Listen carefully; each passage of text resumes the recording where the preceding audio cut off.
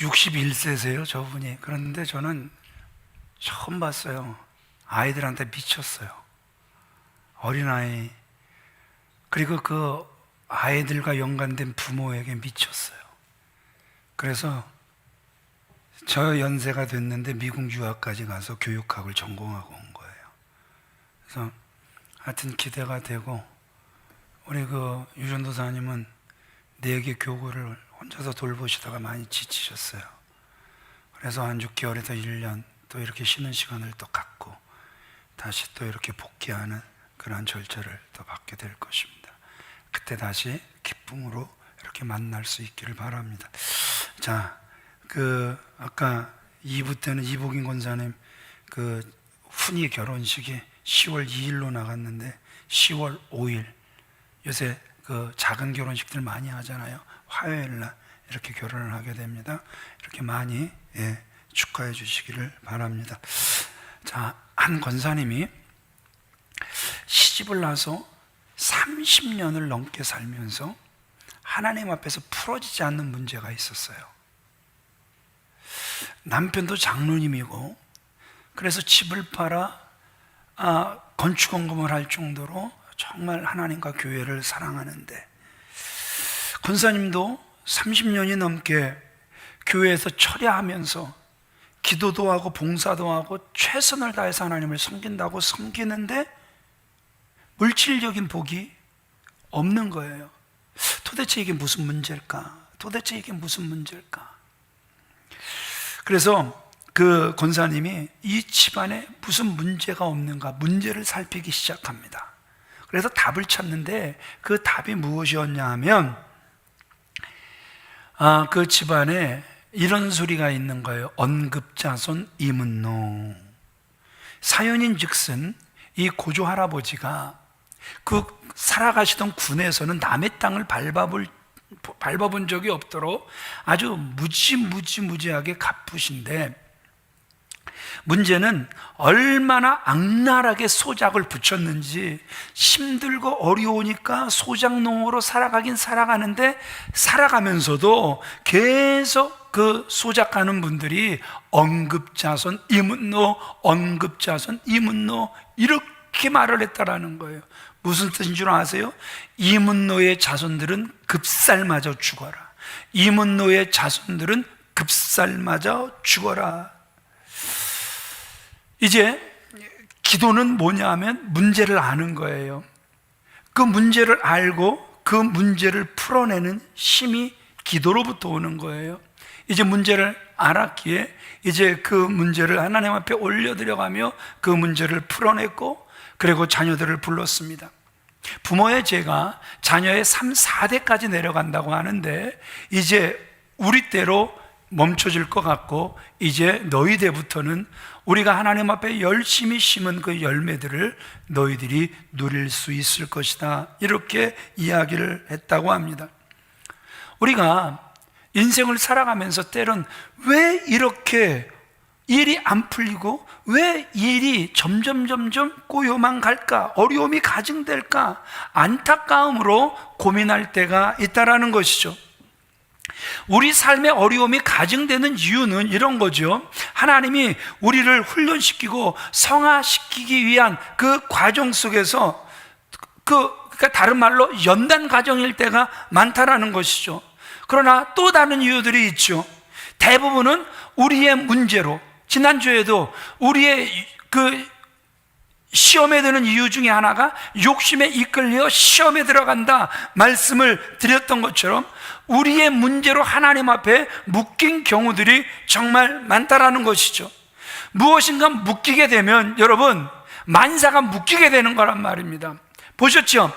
그 아주 못된 그 고기 잡는 사람들이 이제 그 물 밑에, 그래서 저수지, 강, 바닷가에 그물망을 쫙 펼쳐놓고 걷어가지도 않아서 그 속에 걸린 고기들이 살아보겠다고 막 움직이면 움직일수록 다 죄어져서 고통 가운데 죽고 썩어서 냄새나고 뼈만 남아있는 이러한 모습들, 무엇인가 묶여있는데 그것을 내 힘으로 풀려고 하면 풀어지는 게 아니라 다 꼬여 들어가서 그 속에서 헤어나오지 못하고 죽게 되는 그러한 경우들이 허다할 수 있다는 것이죠.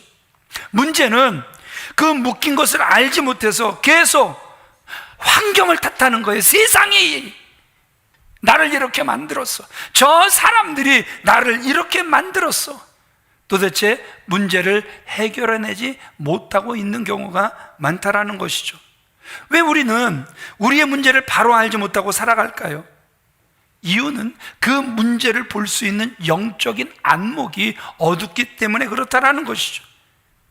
영적인 안목이 없을 때 우리는 삶 속에 묶여서 나를 힘들게 하는 그 문제를 계속 끌어안고 더 그 속에 묶여 들어가게 돼 있다는 것이죠.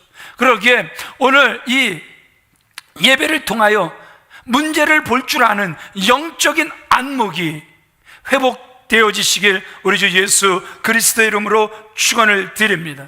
그래서 그 모든 문제들을 해결하고 복된 삶을 살아가시는 저와 여러분들이 다 되어지시길 우리 주 예수 그리스도의 이름으로 축원을 드립니다. 오늘 본문에 보니까 다윗이 너무너무 하나님 마음에 합한 다윗이 이스라엘을 통치하는데 한 해도 두 해도 아닌 세 해 연속해서 기근이 드는 안타까운 모습을 우리에게 보여주고 있단 말입니다. 왕이 잘 서면, 대통령이 잘 서면 그 안 되던 것도 잘 돼야 하는데 하나님 마음에 합한 다윗이 통치하는데도 불구하고 3년 연속 기근이 들었던 이스라엘, 도대체 문제가 무엇이겠습니까? 1절 같이 읽어보겠습니다. 시작. 다윗의 시대에 해를 거듭하여 3년 기근이 있으므로. 자, 오늘날보다 그 옛날엔 수로가 발달하지 못해서, 그렇죠? 그냥 비만 많이 오면 그냥 홍수가 나버리고, 홍수가 날 정도였다가도 또 물이 다 빠져나간 걸 가두지를 못했기 때문에 또 흉년에 시달리는 그러한 삶을 우리 어르신들은 그냥 그러려니 이렇게 살아가셨단 말입니다. 근데 세상에 한 해도 두 해도 아닌 세 해 계속해서 3년 기근이 드니까 다윗의 시대에도 정치적으로, 경제적으로, 사회적으로도 큰 고통이 따라올 수밖에 없었다라는 것이죠. 이러한 경우에 우리가 많은 정치인들을 봅니다. 어떻게 이야기를 합니까? 이건 자연재해다, 이건 불가항력적인 것이다, 살다 보면 이런 일 왜 없겠냐, 이렇게 말들을 하는 것을 듣게 됩니다. 그런데 다윗 보세요. 이거 자연재해야, 불가항력적이야, 이렇게 말하지 않습니다. 그 문제 앞에 바로 하나님 앞에 무릎 꿇는 모습, 그래서 기도하는 모습을 우리에게 보여주고 있다라는 것이죠. 그때 하나님이 기도하는 다윗에게 이 기근의 문제는 바로 사울이 기브온 족속을 죽인 것 때문에 하늘이 닫혔다 말씀해 주시죠. 1절 말씀 이어서 읽어보겠습니다. 시작. 다윗이 여호와 앞에 간구하매 여호와께서 이르시되 이는 사울과 피를 흘린 그의 집으로 말미암음이니 그가 기브온 사람을 죽였음이니라 하시니라. 자, 우리가 기브온 사람들에 대한 정보는 기본적으로 좀 많이 가지고 있죠. 이 기브온은 어떤 사람들이었습니까? 여호수아가 가나안을 정복해 나갈 때 이들이 제일 먼저 어떻게 했어요? 자신들을 위장하고 그래서 그 평화조약을 맺으러 달려왔던 사람입니다. 그래서 그 여호수아가 어떻게 하죠? 하나님께 묻지도 않고 그들과 평화조약을 맺어버렸습니다. 그래서 하나님도 그들이 분명히 실수했지만 그들이 하나님의 이름으로 평화 조약을 맺었기 때문에 하나님도 존중을 해주셔서 그들이 이스라엘 백성은 아니지만 그 예루살렘 가까운 북쪽에 위치한 지역에서 평화롭게 살아가던 사람이 이 기브온 족속이었단 말입니다. 그런데 어느 날 갑자기 이 사울이 약속을 어기고 그들을 집단 학살을 했던 것 같아요. 지난주도 말씀드렸지만 그 다윗이 왕이 되는 것 이미 하나님께서 인정하셨고 그 북쪽에 그 어른 장로님들도 싹 다 나와서 하나님이 다윗을 왕으로 세우셨음을 인정하지만 세바라는 사람은 인정하지 못해. 나 다윗 너에게 얻을 유업이 하나도 없어, 반기를 들었던 모습을 우리는 보았습니다. 그러나 분명한 것은 그가 인정하든 인정하지 않든 하나님은 다윗을 왕으로 세우셨다라는 것이죠. 똑같아요. 사울이 그거는 여호수아 때 적이고 나는 그거 인정하지 못해, 이렇게 말한다 할지라도 이미 그 약속은 누가 존중해 주신 거예요? 하나님이 존중해 주신 약속이었단 말입니다. 그래서 그 사울이 그 약속을 깨고 기브온 족속을 죽임으로 그 사울과 그 집안의 죄로 인해서 이 기브온 족속들이 뭘 품게 된 거예요? 원이 되고 한이 되고 원이 되고 한이 돼서 원한을 품어버리게 됐다라는 것이죠. 그래서 기도를 통해 그 문제를 파악했던 다윗이 이제 기브온 족속들을 찾아갑니다. 어떻게 하면 너희 마음속에 뭉친 응어리를 풀고 이제 이 땅, 너희들이 살아가고 있는 이 땅을 향하여 복을 빌어줄 수 있겠느냐, 이렇게 다윗이 이야기하는 거예요. 3절 말씀 같이 읽어보겠습니다. 시작. 다윗이 그들에게 묻되 내가 너희를 위하여 어떻게 하랴?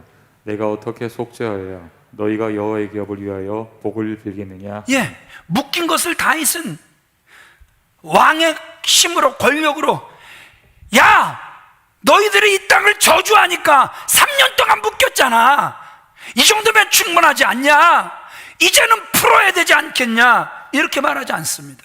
어떻게 하면 너희 마음속에 응어리진 거 풀릴 수 있겠니? 요구하라, 들어줄게. 그래서 그 기브온 족속들이 다윗에게 사울의 자손 7명을 주어서 목매달게 해달라, 이렇게 요청을 하죠. 참 끔찍한 일이지만 다윗은 그들이 원하는 대로 사울 왕의 자손 가운데 7명을 내주어서 목을 매달게 합니다. 그리고 여기서 그치지 않습니다. 바로 비가 왔으면 정말 좋았을 텐데 여기서 비가 온 것이 아니라 상대적으로 또 그 사울의 아들 7명 죽었을 때 또 그들의 엄마는 얼마나 가슴이 무너졌겠습니까? 또 그 7명의 사울과 요나단의 장례를 잘 치러낸 후에 비로소 하늘이 묶인 것을 풀며 비를 내려주는 것이 오늘 여러분들이 읽었던 14절의 말씀이란 말입니다. 이것이 오늘날 보기엔 좀 이상할 수 있어요. 어떻게 7명을 목매달아 죽이게 할 수 있겠느냐. 그런데 여러분, 실상은 이게 율법에 합한 거란 말입니다. 피해는 피라는 율법에 합한 것이란 말입니다. 그래서 기브온 사람들은 자신들이 죽은 숫자를 요구한 것이 아니라 그 죄에 대한 처벌의 상징적인 숫자 7명만 그들이 원했습니다. 결국 다윗은 그들의 요청을 들어주었고, 이 말씀을 통해 저와 여러분들이 느끼게 되는 것은 뭐냐 하면 하나님의 통치는 약속을 중요하게 생각한다라는 사실을 우리에게 보여주고 있다는 것이죠. 자, 따라합시다. 하나님의 통치는 약속을 중요하게 생각하더라. 내가 지금 힘이 있다고 힘이 없는 사람과의 약속 일방적으로 어기는 것, 저 사람 내가 저렇게 무시해도 괜찮은 사람이야, 그 약속을 뭉개버리는 것, 하나님이 기뻐하시지 않는다라는 거예요. 내가 힘이 있다고 힘없는 사람과의 약속을 깨버리는 거, 이거 분명히 잘못이란 말입니다. 대상이 신앙인이 아니라 할지라도 약속을 지켜내는 거, 지켜내기 위하여 몸부림치는 거, 이것은 너무너무 중요하다는 것이죠. 보세요, 하나님은 작은 지역의 작은 사람들의 신음소리를 들으셨어요. 그래서 그 하나님은 이스라엘의 큰 지역의 하나님의 백성들에게 한 해, 두 해, 세 해 기근을 내리셨던 모습을 우리에게 보여주고 있다는 것이죠. 우리가 하나님의 백성이라 할지라도 거짓될 때에는 하나님의 편애를 받는 것 아니란 말입니다. 자, 오늘 본문을 통해 우리는 하나님이 주시는 음성을 들을 수 있어야 돼요. 묶인 것이 있으면 여러분 첫 번째 따라합시다. 인생의 기근이 오고 두 번째, 기도의 응답이 없고, 세 번째, 문제가 해결되지 않는다. 묶인 것이 있으면 여러분, 인생의 기근이 이스라엘에 찾아오듯, 다윗이 통치를 해도 찾아오듯 인생의 기근이 찾아오는 모습을 우리에게 보여주고 있단 말입니다. 그 묶인 것을 풀지 않으니까 여러분 어떻게 되는 거예요? 기도해도 응답이 없다라는 것이죠. 세 번째, 그 심각한 문제가 해결되지 않는 모습을 오늘 본문을 통해서 우리에게 보여주고 있다는 것이죠. 자, 그러면 우리의 삶 속에서 우리를 묶는 것들, 도대체 어떤 것들이 있겠습니까? 어떤 문제들로 우리의 삶에서 누려야 할 그 복을 누리지 못하고 오히려 인생에 기근이 오고 그래서 고통과 어려움을 당하고 살고 있습니까? 우리 첫 번째 같이 읽어보겠습니다. 시작. 인간관계에서 묶이는 것들이 있습니다. 무엇에서 묶이는 것들이 있다? 인간관계에서 묶이는 것들이 있다라는 것이죠. 우리 삶 속에서 묶이는 이유 중 대표적인 것이 오늘 본문에서 보시는 것처럼 다른 사람에게 원한이나 원망을 들을 일을 했을 때, 다른 사람을 한없이 억울하게 했을 때, 그래서 그들이 그 일로 하나님께 부르짖을 때 하나님께서 어떻게 하신다라는 거예요? 묶어버린다. 오늘 성경은 우리에게 이렇게 말씀하고 있는 거예요. 그래서 범사가 묶이게 되는 모습을 우리에게 보여주고 있다는 것이죠. 다시 말씀드립니다. 다윗 시대에 왜 기근이 왔다고요? 사울이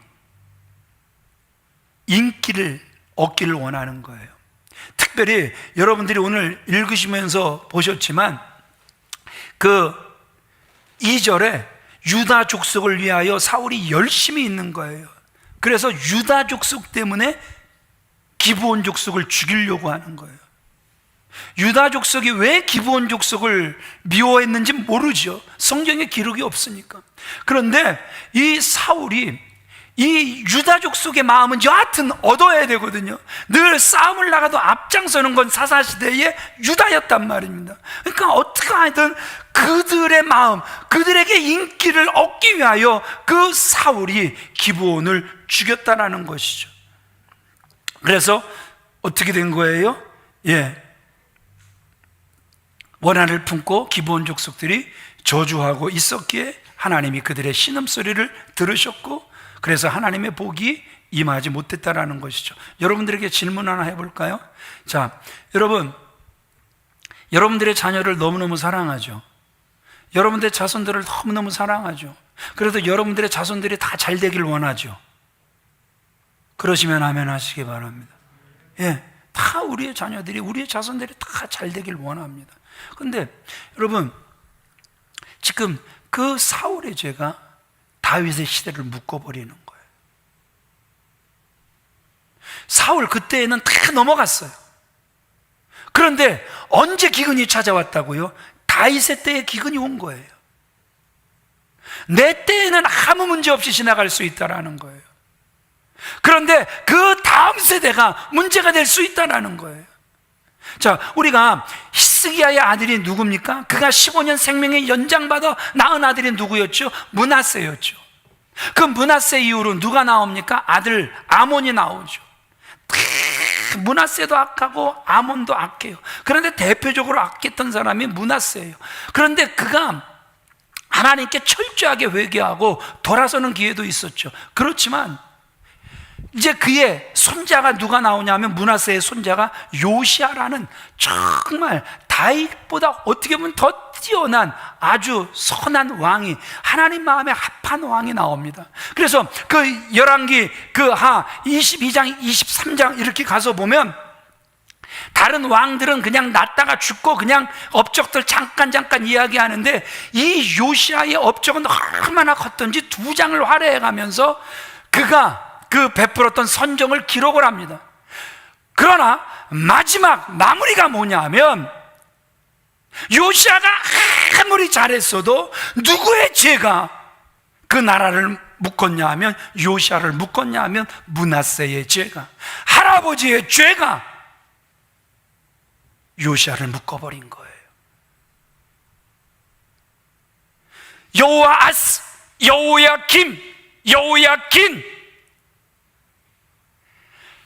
그냥 그 대대로 하나님께서 들춰내시는 죄가 바로 므낫세의 죄였다라는 사실을 우리 열왕기야 여러분들이 들으셨다면, 읽으셨다면 충분히 아실 수 있을 거란 말입니다.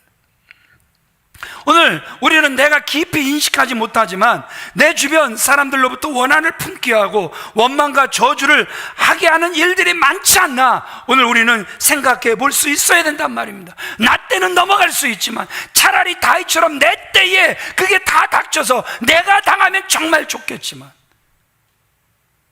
내 대를 넘어가서 므낫세 때에 또 므낫세의 죄가 또 손자 요시야 때까지 다 덮어버리는 이러한 아픔은 우리가 남기지 말아야 될 것 아니겠습니까?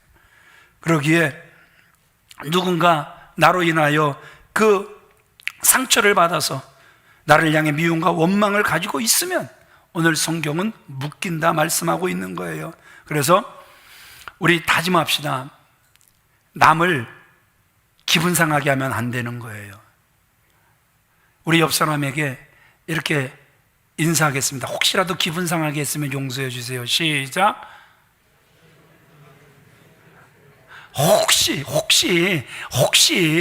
꼭 내가 그랬다라는 거 아니에요. 혹시.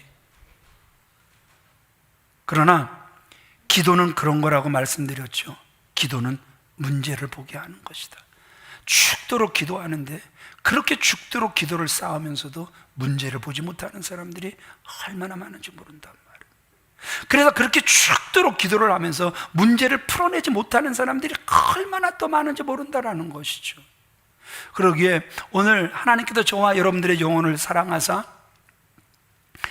우리의 눈이 열려지기를 바랍니다. 우리의 마음이 열려지기를 바랍니다.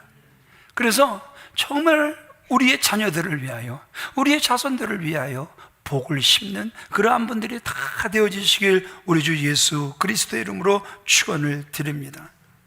또한 어디서 묶이게 되는 거예요? 경제적인 문제로 다른 사람에게 원망이나 저주를 받거나 어려운 사람들을 더욱 어렵게 만들어서 그들이 한을 품어버리면 그것이 올무가 되어 나를 묶게 되는 거란 말입니다. 자, 창세기 19장 13절 같이 읽어보겠습니다. 시작. 그들에 대하여 부르짖음이 여호와 앞에 크므로 여호와께서 우리로 이곳을 멸하러 보내셨나니 우리가 멸하리라. 소돔과 고모라의 죄가 얼마나 쌓였는지 보세요. 여호와 앞에 컸다. 그래서 소돔과 고모라가 멸망되는 모습. 그러나 기도는, 또 아브라함의 기도는 누구를 구원해내는 거예요? 롯과 그의 딸들을 구원해내는 거란 말입니다. 우리의 기도는 이런 능력의 기도가 되기를 원합니다. 출애굽기 22장 22절로 24절도 같이 읽어보겠습니다. 시작.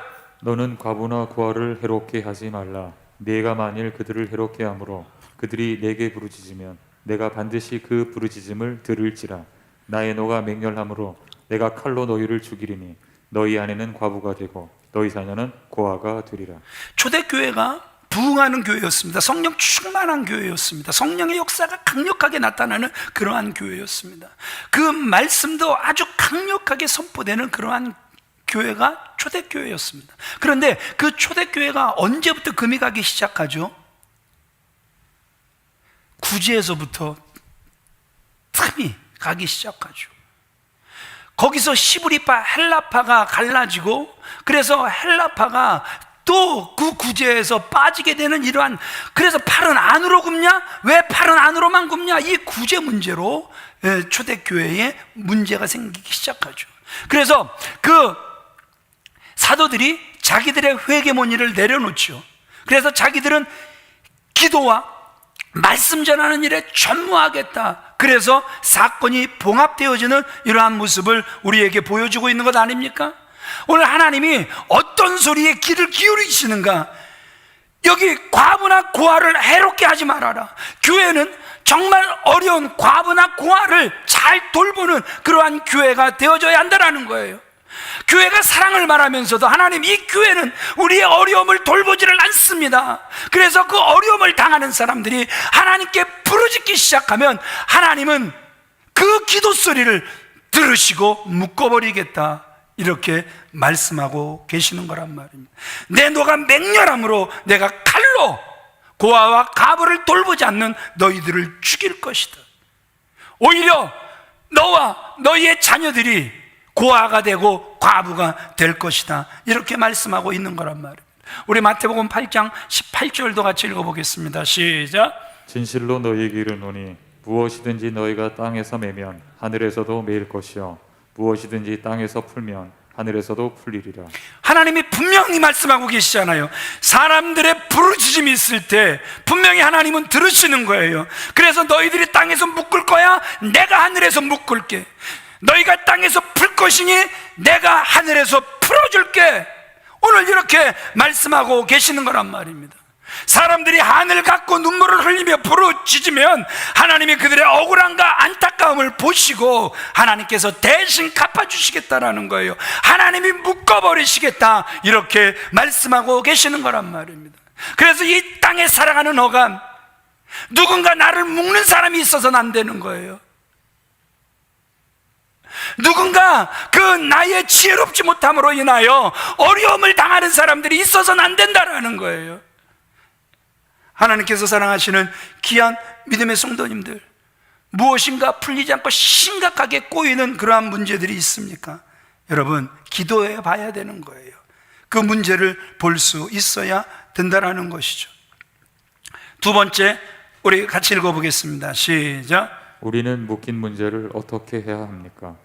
자, 우리는 묶인 문제를 어떻게 해결해야 하는가? 마태복음 5장 23절로 24절 같이 읽어보겠습니다. 시작. 그러므로 예물을 제단에 드리려다가 거기서 내 형제에게 원망 들을 만한 일이 있는 것이 생각나거든 예물을 제단 앞에 두고 먼저 가서 형제와 화목하고 그 후에 와서 예물을 드리라. 여기서 진짜 예배자가 누군가를 하나님은 분명하게 우리에게 보여주시는 거예요. 그 사람이 정말 나에게 예배를 드리기 위하여서 산제물이 오니 나를 받아 주시옵소서, 이런 마음으로 예배를 드리러 온 사람이라면, 예배를 드리러 오는 중에 하나님이 생각나게 하시는 게 있다라는 거예요. 뭘 생각나게 하시는 거예요? 형제에게 원망 들을 만한 일을 한 것이 없는가 생각나게 하신다라는 거예요. 왜냐하면 예배자는요, 묶인 것이, 누군가 나를 묶는 것이 있어서는 안 된다라는 것이죠. 그래서 하나님은 너 나에게 정말 예배드리고 싶으니 그러면 그 묶인 것을 다 풀고 와서 나에게 예배하라.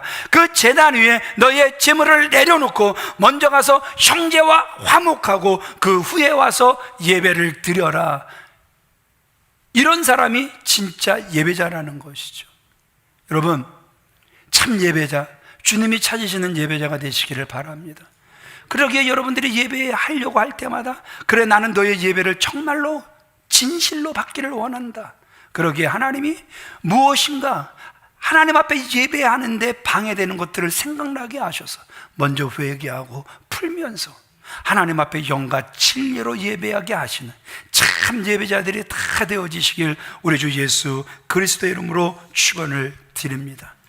문제의 원인을 깨닫고 문제를 해결해야 된다 말씀하고 있는 거예요. 그래서 다윗왕, 문제의 원인이 기브온 사람들의 원한이라는 사실을 그가 깨닫고 불러다가 어떻게 해주면 마음을 풀겠니? 이스라엘을 위하여 복을 빌 수 있겠니? 이게 너무너무 중요하니까. 우리 이 주변 그 믿지 않는 사람들도 교회를 향하여 복을 빌 수 있어야 된단 말입니다. 교회 안에서도 서로가 서로를 향하여 복을 빌 수 있어야 된단 말입니다. 그러기에 어떻게 하면 너희의 응어리져진 마음이 풀어질 수 있겠니? 다윗이 묻고 그들의 원하는 대로 해주고 난 다음에 비로소 하나님께서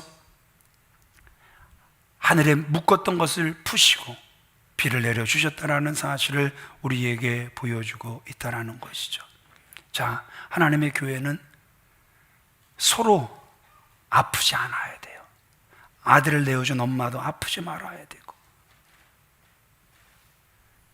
자식들을 잃은 기브온 사람들도 아프지 말아야 되고, 하나님의 교회는 이런 교회가 되어줘야 하늘 하나님의 복이 끊이지 않고 넘쳐나게 된다는 사실을 우리에게 보여주고 있다는 것이죠. 그러기에 나 문제 해결 받았어, 여기서 끝나는 것이 아니라 항상 또 상대방은 얼마나 아플까, 이것까지 배려하면서 서로 아프지 않는 분들이 되어지시길 우리 주 예수 그리스도의 이름으로 축원을 드립니다. 그래서 예배할 때마다 정말 기쁨과 감사의 예배가 올라가게 되시길 우리 주 예수 그리스도의 이름으로 축원을 드립니다. 우리 이 부분을 같이 읽어보겠습니다. 시작. 우리는 문제를 해결하기 위해 원인을 알아야 하고 그 근본 문제를 풀어야 합니다. 하나님 앞에 예배와 기도를 드리는 것으로 문제가 해결되지 않습니다. 기도는 문제를 깨닫는 것입니다. 이제 문제를 깨달았으면 찾아가서 문제를 해결해야 합니다. 여러분들 질문하고 싶은 건 또 이겁니다. 문제를 해결해가는 과정이 쉽습니까? 어렵습니까? 이렇게 대답하면 또 헷갈리죠. 어렵습니까? 되게 어렵습니까? 되게 어려울 거란 말입니다. 그러나 아프더라도 찾아가 용서를 구하고 갚고 푸는 것, 이것이 중요하다라는 거예요. 내 형편이 어려워도 상대방에게 아픔을 주었으면 그 아픔과 원망을 풀어야 되는 거란 말입니다. 아직도 내 입장에서 생각하며 합리화하고 계십니까? 안 된다라는 거예요. 이 문제를 풀기 위해서 나는 훨씬 힘든 삶을 살아가야 한다라는 거예요. 내 눈에 흘리는 눈물이 있겠지만, 그 정도로 힘들겠지만 상대방의 마음의 문제를 풀어줄 수 있어야 된다라는 것이죠. 말씀을 마치겠습니다. 저는 목사입니다. 많은 분들이 목사님 축복 기도해 주세요, 축복 기도해 주세요, 이런 말을 많이 듣죠. 그리고 그 부탁에 따라 그 자리에서도 기도해 드리고 또 그 말씀을 마음에 품고 그분을 축복하는 기도를 올려드리기도 합니다. 그런데 축복은 말입니다, 목사에게만 받는 것이 절대 아닙니다. 축복은 모든 사람에게 받아야 되는 거란 말입니다. 하나님은 목회자의 축복 기도 소리만 들으시는 것이 아니라 모든 사람의 작은 칭찬에도 귀를 기울이시는 분이기 때문에 그렇다라는 것이죠. 그러기에 우리는 그렇게 축복받는 사람이 돼야 된다라는 것이죠. 축복해 주세요, 축복해 주세요, 축복해 주세요, 이렇게 요구하고 다니기보다는 정말 누가 보더라도 저 사람은 정말 축복하고 싶은 사람, 그래서 많은 사람들 앞에 저 사람은 반드시 잘 될 겨, 진짜 저 사람은 잘 될 겨, 이 칭찬을 들을 수 있는 저와 여러분들이 다 되어지시길 우리 주 예수 그리스도 이름으로 축원을 드립니다. 우리 옆 사람을 축복하겠습니다. 자, 표정 관리 잘 하시고 당신은 반드시 잘 될 겨. 시작.